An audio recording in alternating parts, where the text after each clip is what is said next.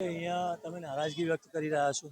મેં એવું કહેવા માંગુ, મેં સવારે 8:30 થી ફરું છું, મારું મેં 3-4 જગ્યા જઈ આવી, મારું નામ કશાકમાં જ બતાતું નહીં।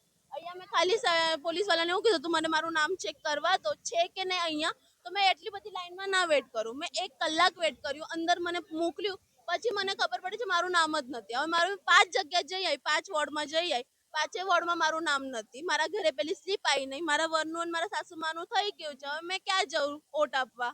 ફેમિલીનું બધાનું એક જ વોર્ડમાં નથી મારે એમાં, મારું લગ્ન હાલમાં જ થયું હતું, એટલે 2-3 વર્ષ પહેલા જ મારું નામ ચેન્જ થઈ ગયું છે, એટલે તેના પછી ઇલેક્શન પહેલી વાર જ આવ્યું છે।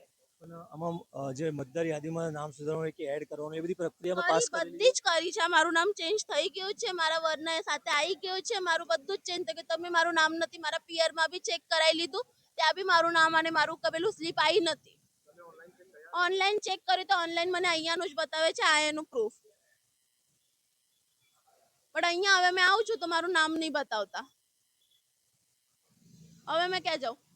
કોઈ હેલ્પ કરવા રેડી નહીં। મેં બધાને જ પૂછ્યું કે મારું નામ ક્યાં આવશે, મને જેવું ફરજ છે મારી કે મેં ઇલેક્શન વોટ આપું, તો એ લોકોને ફરજ ના હોય કે બધા જઈને કેન્ડિડેટ્સને કે આપણે ઘરે જઈને એટલીસ્ટ પેલી સ્લીપ તો અપાય કે કઈ જગ્યાએ જવું છે, કઈ જગ્યા નહીં જવું।